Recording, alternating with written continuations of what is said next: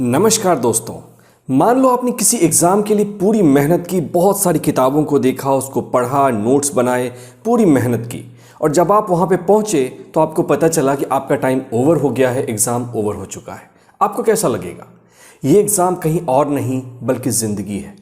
इस ज़िंदगी में हम मेहनत करते हैं, अपने स्किल्स को अपडेट करते हैं, नई नई चीज़ों को सीखते हैं, मिस्टेक्स को कैसे अवॉइड करना है ये जानते हैं। और जब मान लो उस समय पे पता चले कि अब हमारी मृत्यु होने वाली है तो क्या होगा?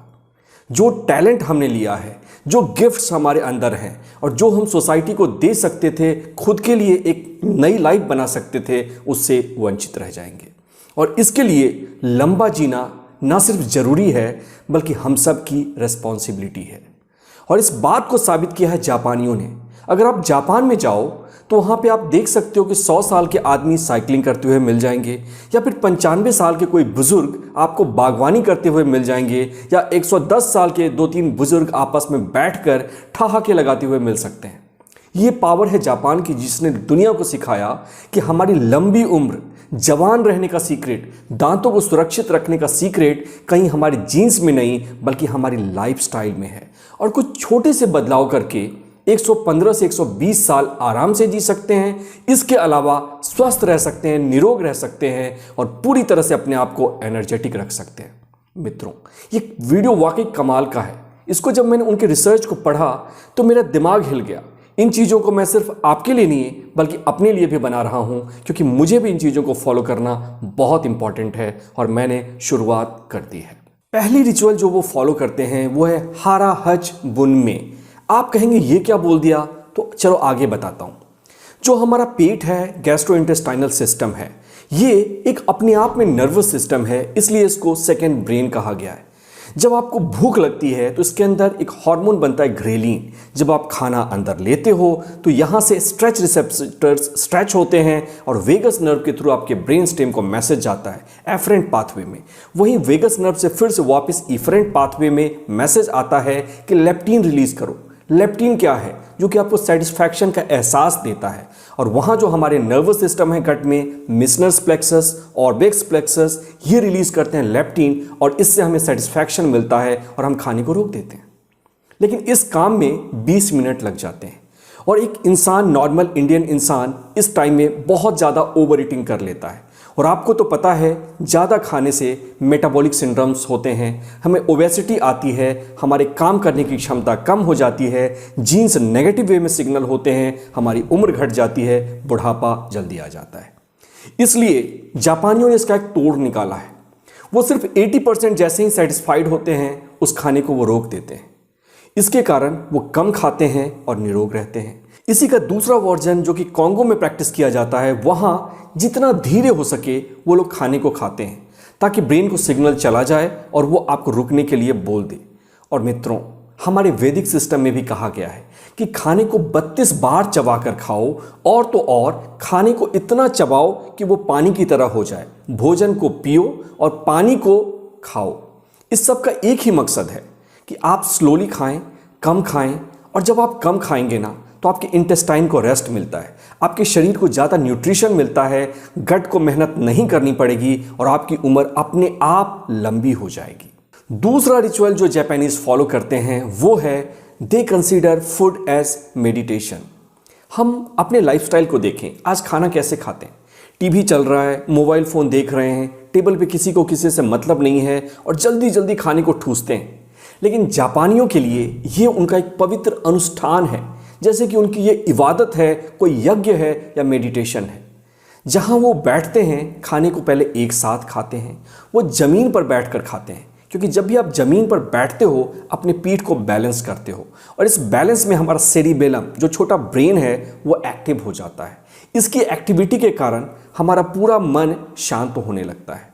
उसके अलावा उस समय आदमी डिस्ट्रैक्ट नहीं होता। जापानीज खाने को लिया जाता है छोटे प्लेट में ताकि कम खाना मिले, और थोड़ा खाना लिया जाता है, उसको अच्छे से चबा चबा कर पूरी अवेयरनेस के साथ खाते हैं। जब आप अवेयरनेस के साथ खाएंगे तो और स्लोली खाएंगे तो होता क्या है, हमारी डाइजेशन 3 लेवल पे होती है। पहला, जो हमारे मुंह से जो निकलते हैं सैलिब्रेरी ग्लैंड से टाइलिन, वहाँ पे स्टार्च का डाइजेशन हो जाता है।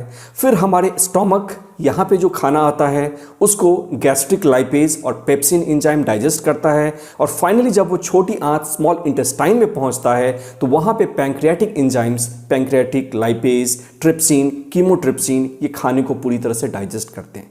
इस तरह से 3 लेवल की उनकी डाइजेशन होती है। लेकिन अगर आप मान लो जल्दी जल्दी खाने को खा लोगे बिना अवेयरनेस के, तो ये ऊपर वाला और स्टोमक वाला ये डाइजेशन नहीं होगा और इसके कारण ही लोगों को IBS हो जाता है, खाना नहीं पचता, गैस बन जाता है और तो और थोड़े समय के बाद ये आपके हेल्थ पे दिखना शुरू हो जाता है। चेहरे पे झुर्रियाँ आ जाती हैं, खाना आप पचा नहीं पाते और इसके कारण आपकी उम्र बढ़ जाती है, उम्र छोटी हो जाती है। तीसरा पॉइंट है दे फाइंड देयर इकिगाई। मित्रों, अगर आपसे मैं पूछूं कि भगत सिंह इतने निडर क्यों थे जो कि बिना डरे हुए फांसी के तख्ते पे चढ़ गए, या अल्बर्ट आइंस्टीन घंटों घंटों अपने प्रोजेक्ट में लगे रहते थे, उनको भूख प्यास नहीं लगती थी। इसका रीज़न सिंपल सा है, इन लोगों ने अपने पर्पस को ढूंढा और अपने पर्पस पे जीने लगे। एक डेटा कहता है कि 85% लोगों को अपना जॉब पसंद नहीं है क्योंकि वो उस जगह जा रहे हैं जहां वो जाना नहीं चाहते, उन लोगों से मिल रहे हैं जिनसे मिलना नहीं चाहते, और वो काम कर रहे हैं जिसको कि इंजॉय नहीं करते। और ऐसा वो क्यों करते हैं? ताकि दाल रोटी चल सके। क्यों करते हैं? क्योंकि वो डर रहे हैं कि मैं और कुछ नहीं कर सकता। लेकिन जापानीज या फिर जिन लोगों ने अपने पर्पस को ढूंढा वो करेजियस होते हैं। वो ये जानते हैं कि मैं किस काम के लिए बना हूं, इस काम को मुझे ढूंढना है और उसी काम को करना है, चाहे उसमें सफलता मिले या ना मिले। और पर्पस, इसके ऊपर तो मैं बहुत सारी वीडियोस बनाने वाला हूं, लेकिन पर्पस को ढूंढना आपके लाइफ में बहुत इंपॉर्टेंट है। क्योंकि जब आप अपने पर्पस को ढूंढ लेते हो ना, आप अपने पर्पस में वॉक करते हो, तो हर कदम पे लाइफ आपके लिए मिरेकल करता है। निकोला टेस्ला का एक एग्जाम्पल मैं दूंगा। वो साइंस की फील्ड में जाना चाहते थे, उनके फादर बोलते थे तुम प्रेस्ट बनो। जैसे ही वो साइंस की फील्ड में जाने के लिए उनके पिताजी ने स्वीकृति दी, उनका जो टीबी था वो अपने आप ठीक होने लगा। ये पावर होता है, हर क्षण आपके जीवन में मिरेकल होना शुरू होता है और ब्रह्मांड की सारी शक्तियां आपको सपोर्ट करती है। क्योंकि तब आप अपने काम को नहीं कर रहे हो, तब आप ब्रह्मांड के काम को कर रहे हो। ये पावर है अपने पर्पस को ढूंढने की। पर्पस को ढूंढने के लिए जो पहला स्टेप होना चाहिए वो ये होना चाहिए कि खुद से सवाल पूछो, कौन सा ऐसा काम है जिसको कि मैं इंजॉय करता हूं, फ्री में भी कर सकता हूं। और सेकंड थिंग ये पूछो कि किस काम को या मैं अपने गिफ्ट को, अंदर जो मेरे टैलेंट है, इसका कैसे सही इस्तेमाल करके इस धरती को रहने के लिए एक बेहतर जगह बना सकता हूं। इन 2 सवालों के आंसर ढूंढिए, आपको कहीं ना कहीं अपना पर्पस मिलना शुरू हो जाएगा। और चैनल को सब्सक्राइब कर लें क्योंकि पर्पस पे मैं एक वीडियो बनाने वाला हूं। चौथा पॉइंट जो जापानीज फॉलो करते हैं वो है वॉक वॉक वॉक। एक बार मैं एक चाइनीज गुरु से मिला था। मैंने पूछा कि आप एनर्जी की बात करते हो, ये एनर्जी क्या है और क्यों हमें एक्सरसाइज करना चाहिए। उन्होंने बताया कि जब तक तुम चल रहे हो ना, तुम्हारे अंदर एक शक्ति है जो कि तुम्हें जीवन देती है, ऊर्जा देती है, और वो है ची या काई, जो भी आप कह लें, CHI। और जब तक तुम चलते रहते हो, मूव करते रहते हो, ये ऊर्जा भी तुम्हारे सारे शरीर में मूव करती है। और जैसे ही तुम बैठ जाते हो, स्टैग्नेंट हो जाते हो, ये तुम्हें बूढ़ा बनाने लगती है। हृदय काम करना रोक देता है, इंटेस्टाइन काम नहीं करता, फेफड़े काम नहीं करते, बीमारियां आनी शुरू हो जाती हैं। कहने का अर्थ कि तुम अपने बुढ़ापा को बढ़ाने लगते हो और मृत्यु के पास तेजी से भागना शुरू हो जाते हो। ये पावर है मूवमेंट की, और शायद ये बात उनको पता है।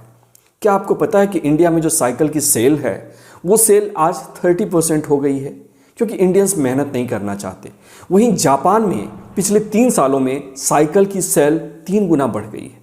वहाँ जितने बच्चे हैं वो साइकिल से ही अपने स्कूल जाते हैं, और वहाँ जितने बड़े आदमी भी हैं वो मेट्रो स्टेशन तक या फिर जो बस का पॉइंट है वहाँ जाने के लिए अपने घर से साइकिल का इस्तेमाल करते हैं। इससे ना सिर्फ प्रदूषण में कमी आती है बल्कि उनके अंदर स्ट्रेंथ आती है। अगर आपको जवान रहना है तो आपको एक्सरसाइज करना पड़ेगा, मूवमेंट अपने लाइफ में इंस्टॉल करना पड़ेगा। और जब आप अपनी बॉडी को मूव करते हैं तो जैसा कि मैंने बताया, फील गुड केमिकल एंडोर्फिन आपके ब्रेन में रिलीज होता है। और एंडोर्फिन का रिसर्च ये कहता है कि आपके ब्रेन के नहीं, पूरे सेल्स के जीन में जो टीलोमरेज एंजाइम होती है, इसको बढ़ाता है। टीलोमरेज के कारण टीलोमेयर की लेंथ बढ़ती है और हम बूढ़े नहीं होते, क्योंकि टीलोमेयर ही डिफाइन करता है कि कब हमारी मृत्यु होगी और कितनी हमारी एजिंग होगी। अगर टीलोमेयर छोटा हो गया तो समझ लो कि हम बूढ़े हो गए हैं और मृत्यु आने वाली है। लेकिन टीलोमरेज टीलोमेयर को बनाता है और टीलोमरेज को बनाने का तरीका है खुश रहना और इसका तरीका है एक्सरसाइज करना। स्ट्रेचिंग और स्ट्रेंथ ये तो इम्पॉर्टेंट कंपोनेंट होते हैं जो कि हमारे शरीर में रहने चाहिए। जब हम बॉडी को स्ट्रेच करते हैं ना, तो जितने भी नेगेटिव इमोशंस हैं ये हमारे जॉइंट्स में, कोई हिप जॉइंट में, कोई एल्बो जॉइंट में, ये सारे के सारे निकलने शुरू हो जाते हैं। और स्ट्रेंथ जब हमारे बोन्स को और मसल्स को मिलती है तो इससे हमें ताकत मिलती है, हिम्मत मिलती है, शरीर को अच्छा महसूस होता है, एनर्जी का महसूस होता है। और ये कारण है जापानीज़ का, जिसके कारण कि वो जवान रहते हैं, उनके दांत नहीं टूटते और वो हमेशा मुस्कुराते हुए रहते हैं। शायद ही आपको जापान में कोई ऐसा मिलेगा जो कि बहुत मोटा है। वो अपने वेट को इसी तरह से रेगुलेट करते हैं। इसलिए आप मूवमेंट को या एक्सरसाइज को अपने लाइफस्टाइल में शामिल करें। या पार्क में आप घूम सकते हैं, फ़ोन पे बातें करते समय वॉकिंग कर सकते हो, थोड़ी स्ट्रेचिंग कर सकते हो, जो भी करो। लेकिन जब आप ऐसा करोगे तो आपके जो पुराने टिश्यूज़ हैं ना, ये टिश्यूज़ टूटते हैं और नए टिश्यू से रिप्लेस होते हैं। और जब आपके पास नई टिश्यूज़ होंगी तो आप ज़्यादा जवान दिखेंगे, अच्छे दिखेंगे, हैंडसम दिखेंगे। और अंतिम पॉइंट है, last but not the least, love and care. मेरे एक मित्र हैं, उनको ब्रेन स्ट्रोक आ गया। ज़्यादा उनकी एज नहीं थी उस समय, 36, 37। तो उनकी वाइफ ने डिसाइड किया कि मैं फिर से रीमैरिज नहीं करूँगी। उनका एक बेटा था और उनके पिताजी बहुत वृद्ध हो गए थे, बेड पे रहते थे, वो बस मरने की तैयारी कर रहे थे। लेकिन जब उनके बेटे की मृत्यु हो गई, उन्होंने बच्चे को देखा और देखा कि उसकी पत्नी, उसने डिसाइड किया है कि वो इनके घर में ही रहेगी। तो रोज़ जिम जाने लगे, रोज़ न्यूट्रिशियस खाना लेने लगे, एक्सरसाइज करने लगे और ऐसी प्रैक्टिसेस की कि वो अपने उम्र से 20 साल ज़्यादा जवान दिखने लगे। ये पावर है लव की, क्योंकि उनको एहसास हो गया कि मेरे जाने के बाद इस बच्चे की देखभाल आखिर कौन करेगा, इसे सपोर्ट चाहिए और इसके लिए मुझे अपनी एज को कम करना पड़ेगा। बहुत सारे ऐसे लोगों पे रिसर्च किए गए हैं कि जिनकी लाइफ में प्रेम था, एक पर्पस था, चाहे वो अपने पोते के लिए जी रहे थे, अपने छोटे बच्चों के लिए, भाई के लिए, पत्नी के लिए जी रहे थे, वो लोग ज़्यादा जवान दिखने लगे। लेकिन एक चौंकाने वाला डेटा इंडिया में है। वो कह रहा है जिस तरह से हमारी कंट्री ग्रो कर रही है, उसी तरह से हमारे देश में वृद्धाश्रम भी बढ़ते जा रहे हैं। इसके कारण ही प्रेम की कमी हो जाती है और लोग जल्दी मरने शुरू हो जाते हैं। लेकिन जापान में कोई वृद्धाश्रम नहीं है। जापान में लोग वृद्धों को अपने घर में रखते हैं, क्योंकि उनको पता है कि इनके पास अनुभव है, इनके पास एक्सपीरियंस है। छोटे बच्चे बुजुर्गों के साथ खेलते हैं और बुजुर्ग छोटे बच्चों को कुछ सिखाते रहते हैं, उनकी देखभाल करते हैं। इससे उनके अंदर प्रेम उमड़ता है। और प्रेम ऑक्सीटोसिन केमिकल है। इसका रिसर्च ये कहता है कि सिर्फ ऑक्सीटोसिन का लेवल अगर आपके ब्रेन और बॉडी में 30% बढ़ जाए तो पता है आप कभी नाराज ही नहीं हो पाएंगे, कभी फ्रस्ट्रेट नहीं होंगे, आपकी एंग्जाइटी, डिप्रेशन गायब हो जाएगी, किसी भी बात को लेकर आप परेशान नहीं होंगे। लेकिन ज़रूरत यह है कि अपने मन और बॉडी को प्रेम से भरने की। इसलिए एक श्लोक मैंने बचपन में पढ़ा था, अभिवादनशीलस्य नित्यम वृद्धोपसेविनः चत्वारि तस्य वर्धन्ते आयुर्विद्या यशोबलम। जहाँ बुजुर्गों का रेस्पेक्ट होता है वहाँ पे 4 चीज़ें बढ़ती हैं, आयु, विद्या, यश और बल। और इसमें जापानीज़ बहुत ही मास्टर हैं। इसलिए जो भी आपके बुजुर्ग हैं या आसपास में हैं, उनसे बातें करें, उनके पास अनुभव है, उनसे कनेक्ट करने की कोशिश करें। हो सकता है कुछ आइडियाज़ उनके आउटडेटेड हैं, उन चीज़ों को रिजेक्ट करना है, लेकिन जब आप उनसे कनेक्ट करेंगे तो आपको कुछ इंसाइट्स ऐसी ज़रूर मिलेगी जो कि आपके जीवन को बदल देगी। और जब आप ऐसा करेंगे तो आप ऑक्सीटोसिन के सहारे अपने ब्रेन की एज को कम कर रहे होंगे। भले आपकी बायोलॉजिकल एज कुछ भी हो जाए, लेकिन जो आपकी क्रोनोलॉजिकल एज है, जो एज आपके चेहरे पे दिखाई देगी, आपके लाइफ की होगी, वो एज बहुत ही कम होगी। आप लंबा जिएंगे, जवान रहेंगे। अंत में मैं इतना ही कहूँगा कि आपका ये जीवन सिर्फ आपका जीवन नहीं है, ये जीवन ब्रह्मांड का है। और ब्रह्मांड ने सिर्फ टाइम पास करने के लिए आपको नहीं भेजा है, वो आपसे एक्सपेक्ट करता है कि आप अपने स्किल्स का, अपने नॉलेज का सही इस्तेमाल करके इस धरती को भी रहने के लिए एक बेहतर जगह बनाएंगे।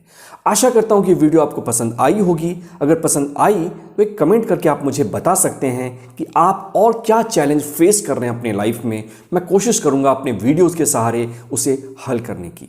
याद रखिए, आप मेरे वीडियो से कुछ नया सीखते हैं और मैं आपके कमेंट से सीखता हूँ। यूं ही बना रहे आपका साथ, फिर होगी मुलाकात। मैं पीयूष प्रभात, थैंक यू।